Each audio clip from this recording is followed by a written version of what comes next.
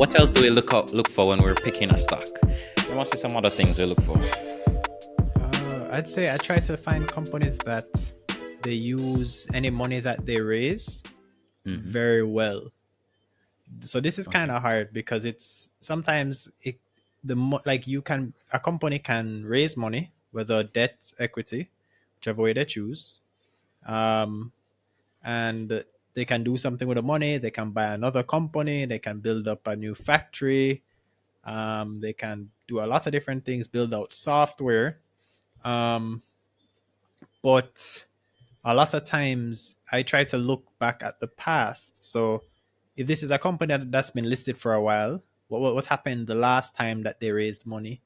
How long did it take for them to actually generate return to shareholders? And for me as a retail investor, my return to shareholders is really an increase in the share price. Like, yeah, dividends, I guess, is all right, but I really want an increase in the share price so they can raise their money, buy their company, do whatever, pay down on their debt.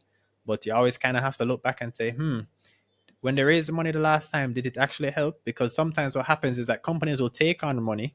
Worse if it's an equity raise and they're issuing a lot of shares, especially even at a discount.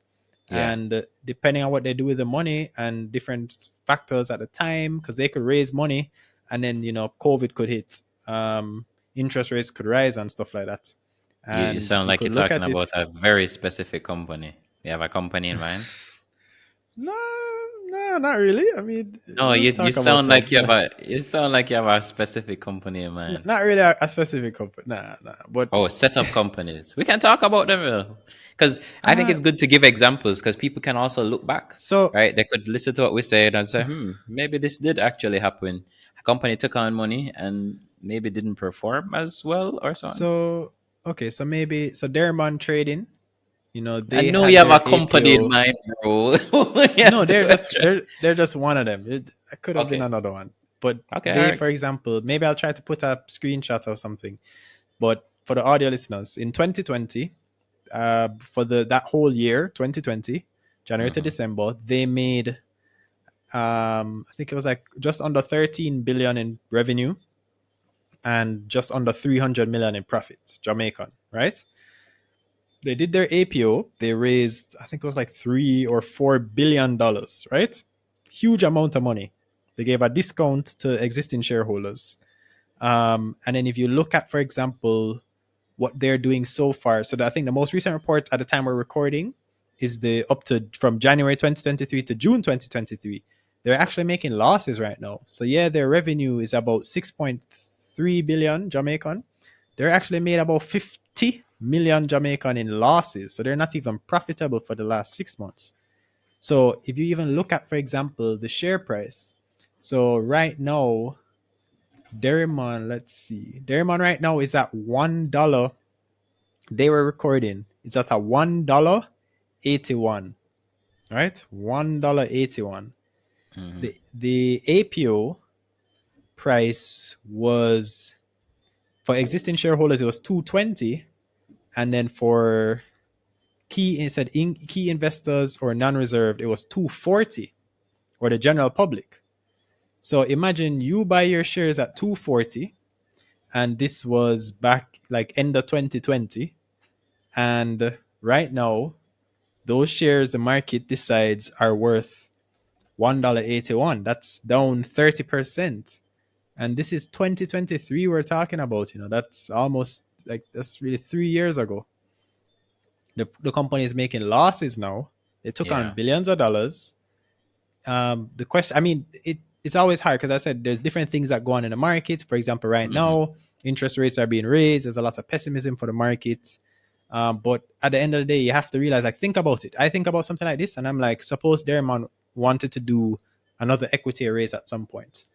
Would you feel comfortable if you had bought in? It's 3 years later, you're still down 30%. How do they pay dividends? They haven't paid a dividend since the APO. So I don't know if they pay dividends, but so it's not even like, you could say they paid out the dividends and stuff. The share price has gone down. Would you feel comfortable giving this company your money when exactly was the APO? Because I know they paid a dividend, but But if it's end of Let's say 2020 one that the APO declared was done, October 2020. Yeah, I think it was end of 2020. So my question is, would you feel comfortable giving this company your money again, buying shares in this company if they were to issue shares again? exactly. Yeah. So a lot of Very times you have good to wonder point. what does the company do? Like I thought about a good example I was thinking about was Carib Cement. So I was looking at Carib Cement. They've done a lot of different upgrades over the years because like Carib Cement is coming from a lot of issues in the past. They were making losses. Yeah, The Back in like I think '05, they did a big they were doing a it was lot a of debt. upgrades for their factory. They had to raise I think it was a couple 100 million US, right? Yeah, And the reason was that if think about it, Carib Cement, for those who don't know, they are I think they're the sole manufacturer of cement in Jamaica.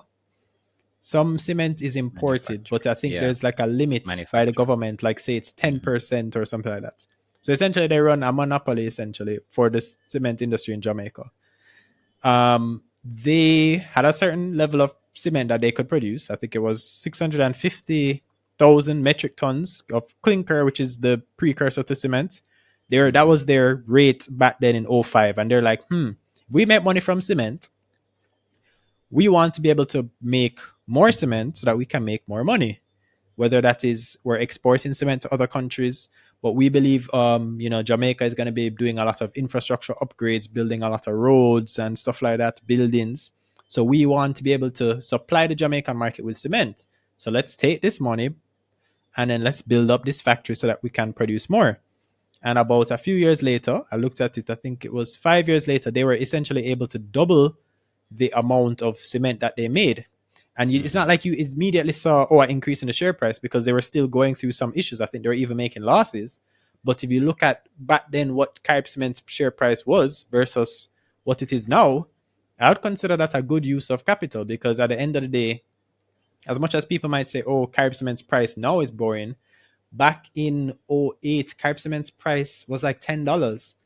Carib Cement today is $50 and it went to a high of like almost 150 or something like that, right? Mm-hmm. So Yeah, that would, for example, be a good use of capital in my view, you know? So I would look bullseye. at that, look at the past, like what does management, I would feel more comfortable buying shares in a company that when they've raised a lot of this money, especially if it's, for example, an equity raise, if the things that they do with that money actually lead to an increase in the share price or increase in the dividends. Yeah. 100%, bro. 100%. Yeah, bro. Those are really good examples. I think Carb Cement did a lot, and they are still doing a lot because they They're doing some more want upgrades to. now. Yeah, they want to increase their capacity. I think 30% more.